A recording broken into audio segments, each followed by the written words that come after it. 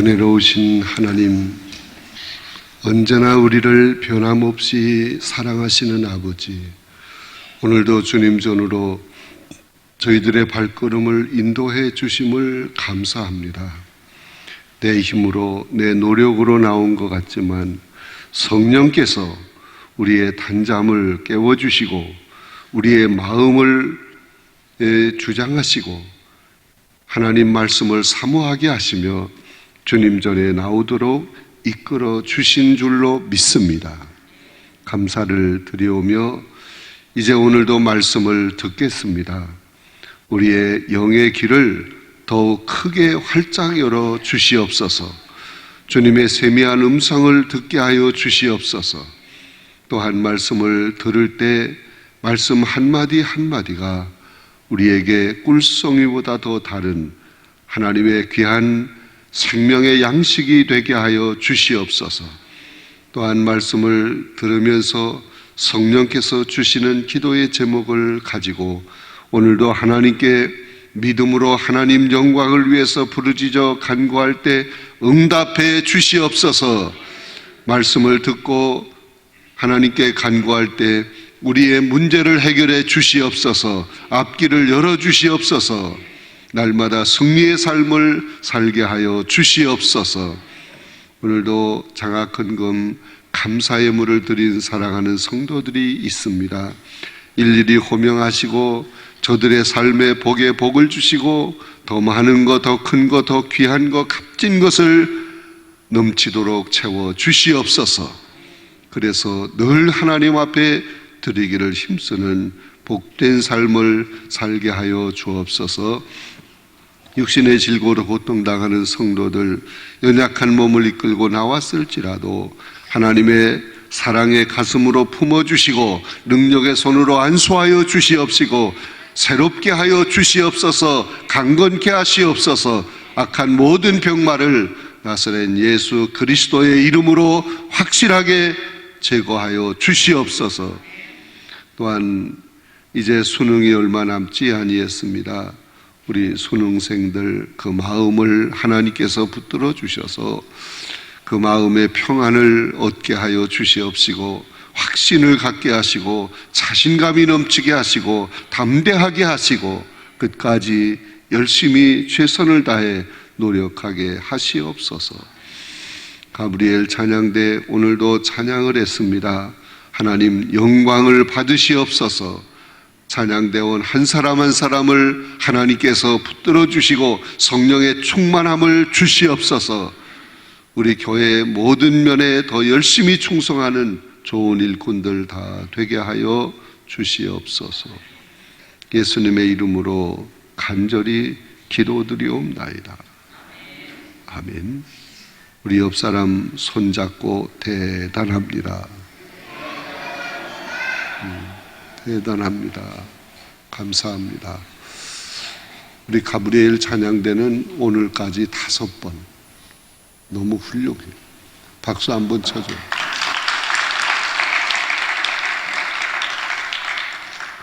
그분의 두드리심이 있는가 하는 말씀을 함께 나누겠습니다. 다윗이라는 사람을 여러분이 잘 알 거예요. 참 이 다윗이 대단한 사람이에요. 그런데 하나님께서 이 다윗을 들어서 크게 쓰시려고 할 때 시기 질투로 밤잠을 이루지 못하는 사람이 한 사람 있었으니 그 사람의 이름은 무엇일까요? 사울입니다. 사울은 지위가 왕입니다. 자, 그런데 이 사울 왕은 다윗을 죽이려고 악기를 연주하고 있는 다윗을 향해 창을 던지기도 하고 숨어 있다는 정보가 들어오면 어김없이 그를 잡아 죽이기 위해서 많은 군사를 거느리고 달려가는 거예요. 이제 다윗이 엔게디 광야에 가서 몸을 숨기고 있었습니다. 그때 또 정보가 들어왔어요. 다윗이 엔게디 광야에 있습니다. 그러자 이 사울 왕이 아주 잘 훈련된 칼을 잘 쓰는 아주 용맹스러운 그런 군사 3,000명을 거느리고 다윗을 잡으러 간 거예요. 다윗 한 사람을 잡는데 3,000명을 거느리고 갔어요. 이걸 보면 사울 왕이 다윗을 많이 두려워했던 것 같아요. 그런데 다윗은 지금 어디 숨어 있느냐 하면은 엔게디에 깊은 동굴이 하나 있는데 그 동굴 속에 몸을 감추고 있었습니다. 사울 왕이 엔게디 광야에 가서 다윗을 찾는데 갑자기 배가 아픈 거야. 그래서 어디 적당한 장소가 없을까 하고 보니까 동굴이 하나 있어요. 그래서 사울 왕이 그곳에 들어갔거든요. 사무엘상 24장에 볼 것 같으면 이 사울 24장 3절에 나오는 얘기인데 24장 3절에 보면은 뒤를 보러 들어갔다, 그런 얘기가 나와요. 뒤를 본다는 게 뭐예요? 용변을 본다는 거죠. 급해가지고 굴이 있으니까 그리 들어갔어. 뒤를 보러 들어갔다. 그런데 밝은 햇빛 있는 데서 갑자기 캄캄한 동굴 속으로 들어가면 아무것도 안 보이는 거예요. 그런데 다윗은 동굴 속 깊이 있었기 때문에 누가 들어오는지 다 보고 있는 거예요. 어두움 속에서 보던 사람은 밖에서 사람이 들어왔을 때 다 볼 수 있어요. 그 동굴 속에 같이 있던 다른 부하들이 다윗에게 얘기합니다. 지금 좋은 기회가 왔습니다. 하나님께서 원수 갚을 기회를 주신 겁니다. 저 사울 왕을 그냥 두지 마세요. 칼로 찔러 죽이세요. 그렇게 부하들이 얘기를 하잖아요. 그때 이 다윗은 자기의 본능대로, 감정대로, 자기의 그 마음의 그 섭섭함을 느끼면서 이 사울 왕을 얼마든지 죽일 수 있어요. 정말 좋은 기회야. 그런데 이 다윗은 죽이지 않았어요. 사울 왕을 죽이지 않았어요. 그냥 사울 왕이 뒤를 보고 있을 때 아주 조심조심 가만히 가서 그의 옷자락을 칼로 베었습니다. 자, 이 다윗이 본능대로 감정에 이끌려 사울을 죽일 수 있었지만 왜 죽이지 않았을까? 왜 죽일 수 없었을까? 이유가 뭘까? 이유. 소제목 1번을 같이 읽겠습니다. 시작. 마음에 찔림이 있었기 때문이다. 사무엘상 24장 5절 말씀이 여러분 교재에도 있고 자막에 뜰 텐데 같이 읽어보겠습니다. 시작. 그리한 후에 사울이 옷자락을 뱀으로 말미암아 다윗의 마음이 찔린다 하는 말씀이 있어요. 왜 죽이지 않았을까? 마음에 찔림이 있었기 때문이다. 이 찔린다 하는 이 말을 히브리 말로 낙하라고 그래요. 낙하. 따라해 보세요. 낙하. 이거는 영어로 말하면 비트. 비트가 뭐예요? 치다, 두드리다 하는 얘기입니다. 하나님의 낙하가 있었기 때문에 하나님이 그의 마음을 찌르는 거야. 너 그러면 안 돼. 내 감정대로 사울을 죽이면 안 돼. 너는 본능대로 살아서는 안 돼. 하나님의 낙하가 있었기 때문에 사울 왕을 죽일 수 없었습니다. 여러분, 아무리 원수라고 할지라도 일시적 감정으로 사람을 죽이면 안 된다 이거예요. 하나님의 낙하, 이게 아주 중요한 것입니다. 여러분, 하나님의 그 낙하가 다윗의 마음속에 있었기 때문에 그는 감정대로 할 수가 없어요.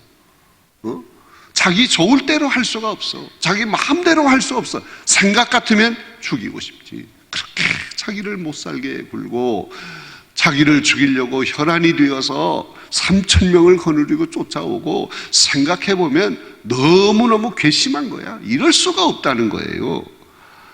도대체 그 사울 왕에게 내가 뭘 잘못했느냐 이거예요. 자기의 감정대로 하면은 죽일 수 있습니다. 그러나 하나님이 다윗의 마음을 계속 두드리시는 거예요. 하나님의 낙하, 이것 때문에 그는 절대로 자기 감정대로 행동할 수 있다 없다? 없었습니다. 여러분, 이것은 대단히 중요한 거예요. 여러분, 우리는 그 하나님의 백성입니다. 이 세상에 속한 사람이 아닙니다. 그렇기 때문에 우리는 내 생각대로, 나 좋을 대로, 내 감정대로, 내 본능대로, 내가 하고 싶은 대로 다 할 수 없어요. 그렇게 하려고 하면 하나님의 낙하, 하나님이 우리의 마음을 두드리시는 거예요. 요한계시록 3장 20절에도 문 밖에서 두드린다. 하나님의 두드리심이 있는 거야. 그래서 마음대로 못하는 거예요. 오래전에 출간된 서적이 하나 있는데 그 제목이 오늘을 견뎌라 하는 책입니다. 그 책 속에서 이런 이야기가 있습니다. 미국에서 목회를 하는 어떤 목사님이 있었는데 그에게 딸이 있었어요. 이 딸은 너무너무 그냥 제멋대로 사는 거야. 말도 제멋대로 하고 행동도 제멋대로 하고 그냥 일 저지르고 너무 속을 썩이는 거야. 그래서 이 사춘기에 접어든 딸에게 어느 날 목사님이 권면을 했습니다. 사랑하는 딸아, 너 그렇게 말하면 안 돼. 너 그런 일을 저지르면 안 돼. 권면을 했어요. 잘 타일렀어요. 그러니까 이 딸이 하는 말이, 아빠, 다른 애들도 다 그렇게 해요. 다른 사람들도 다 그렇게 해요. 하는 얘기를 한 거예요. 다른 사람, 이걸 영어로 말하면 everybody. 에브리바디도 다 그렇게 합니다.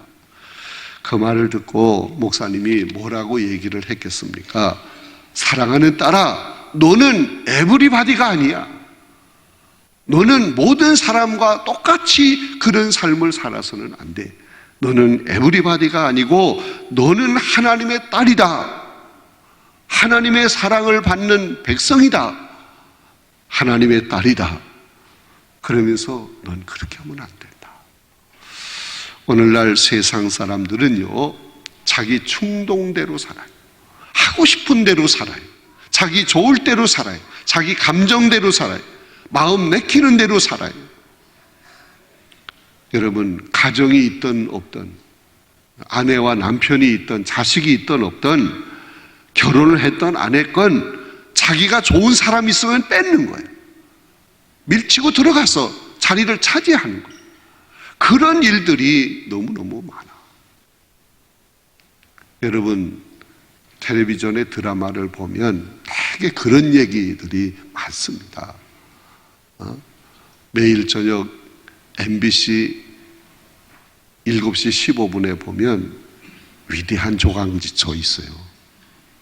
나는 계속 그걸 보지를 못하고 재방송 가끔 봅니다. 위대한 조강지처에 보면 어느 교수가 있는데 결혼해서 잘 살고 있는데 그 제자가 그걸 차지하고 들어가서 아주 못되게 구는 거야. 뭔 얘기인지 알지요? 안 본 척 하지 말어. 알지요? 예, 그렇다고 드세요. 그 시간에 뭘 하느냐 하면 SBS에서 돌아온 황금복을 해. 저는 그걸 봐요. 거기도 마찬가지야. 맨 그런 사건들이야. 그걸 그냥 얽히고 설키고 삼각관계, 사각관계 또 하여튼 복잡하게 얽어놔요. 그래서 그걸 보면서 참 한심하다. 어떻게 드라마를 저렇게 만들었을까? 그런데 오늘날 이 세대가 그렇다는 얘기야. 그거를 드라마를 통해서 반영해주고 있는 것입니다. 제멋대로 행동하는 시대, 자기 좋을 대로 사는 시대, 마음 내킴대로 사는 시대, 중심이 없는 시대, 무질서한 시대, 그게 오늘의 시대입니다. 그런 세대 속에 우리가 사는 거예요. 근데 우리는 하나님의 백성입니다. 하나님의 자녀입니다. 하나님의 것입니다. 우리는 신분이 다르고 소속이 달라요. 그러나 우리도 인간이기 때문에 마음이 흔들릴 때가 있어요. 그러면 하나님의 낙하가 우리를 움직이는 거야. 하나님의 낙하, 하나님의 두드리심, 너 그러면 안 된다. 이 하나님의 낙하를 느끼는 겁니다. 자, 그러면 두 번째 소제목을 같이 읽겠습니다. 시작. 우리는 하나님의 사람들이다. 여러분, 하나님의 두드리심, 하나님의 낙하가 반드시 있어야 되는데 우리의 신앙이 예민해지면 그걸 느끼는 거예요. 여러분, 우리는 하나님의 백성들이기 때문에 반드시 하나님의 낙하를 느껴야 하는 것입니다. 만약에 우리의 심령 속에 하나님의 낙하가 있다면, 하나님의 두드리심이 있다고 하면, 하나님이 찌르는 것이 있다고 하면 우리 안에 성령이 지금 역사하고 있다는 증거입니다. 성령이 강하게 역사하고 있다는 증거예요. 내 안에 하나님의 낙하가 있을 때 그것은 절대로 괴로운 일이 아닙니다. 슬픈 일이 아닙니다. 정말 감사한 일입니다. 할렐루야. 여러분, 때로는 그런 생각을 할 수 있어요. 어떤 유혹이 왔습니다. 타협이 들어왔습니다. 그냥 눈 한번 질끈 감으면 수입도 생기고 너도 좋고 나도 좋고 다 그럴 것인데 눈 한번 질끈 감고 못 본 척 해주면 되는데, 들어주면 되는데, 그런데 여러분, 그걸 하나님이 그냥 두지 않아요. 하나님의 낙하, 하나님이 두드리시는 거예요. 그렇게 두드리는 것을 확실히 느끼는 사람, 그 속에 성령이 지금 역사하고 있는 것입니다. 믿으시면 아멘. 여러분, 하나님의 낙하가 내 마음을 두드리면서 너 그러면 안 돼. 그래서는 안 되는 거예요. 내 생각이 그런 생각이 들었다면 버려야 돼. 정신 차려야 돼. 하나님의 낙하, 이게 우리의 마음을 두드리는 거예요. 성령께서 도우시는 겁니다. 그럴 때 우리는 하나님의 낙하를 느끼면서 여러분의 교재에 나온 대로 에휴, 알았습니다. 감사합니다. 그리고 다시 유톤해서 정신 차려서 바른 신앙의 길을 걸어가는 거예요. 자, 하나님의 낙하가 여러분 마음속에 성령의 도우심으로, 성령의 역사하심으로 있다. 그래서 안 되겠다, 정신 차려야 되겠다 했을 때 에휴, 알았습니다. 감사합니다. 이제 그걸 여러분이 해보는 거예요. 에휴라고 하는 걸 잘해야 돼. 에휴, 알았습니다. 감사합니다. 시작. 인상 쓰면서 그 얘기 하지 말고 기뻐하면서 하세요. 에휴, 알았습니다. 감사합니다. 시작. 그러면 우리는 버릴 건 버리고 끊을 건 끊고 정신 차려서 반듯한 신앙의 길을 걸어가게 될 줄로 믿습니다. 제자리로 돌아오는 거야. 이것이 성령에 이끌려 사는 사람의 모습입니다. 할렐루야. 그렇게 살고 싶은 사람은 크게 아멘. 세 번째 소제목을 같이 읽겠습니다. 시작. 날마다 영적으로 힘써야 할 일이 무엇인가? 세상 사람들은 정신 차리지 못하고 자기 감정대로 날뛰고 있습니다. 그러나 우리는 다윗이 경험을 했던 그 하나님의 낙하로 마음의 찔림을 받아서 말씀의 정로로 하나님이 기뻐하시는 삶을 살아내야 하는 것입니다. 이것이 성령의 사람입니다. 성령께서 우리 가운데 강하게 역사하시면 우리의 신앙이 예민해집니다. 신앙의 귀가 아주 세미한 하나님의 음성까지 들을 수 있게 됩니다. 그래서 하나님의 낙하를 느끼는 거예요. 낙하를 듣는 거예요. 그래서 에휴, 알았습니다. 잘못했습니다. 감사합니다. 그리고 다시 제자리로 돌아와서 하나님이 인도하시는 길이 좁은 길, 십자가의 길이지만 그 길을 가는 거예요. 사람들이 손가락질하고 왕따를 시켜도 하나님 바라보고 하나님 의지하고 하나님의 위로를 받으며 그 길을 가게 되는 것입니다. 이것이 성령 충만한 삶인 것입니다. 이것이 위대한 성령으로 사는 삶의 모습인 줄로 믿습니다. 여러분, 우리는 날마다 하나님과 영적인 깊은 교제를 나누며 살아야 합니다. 늘 하나님께 깨어 기도해야 합니다. 그럴 때 성령의 능력으로 충만해집니다.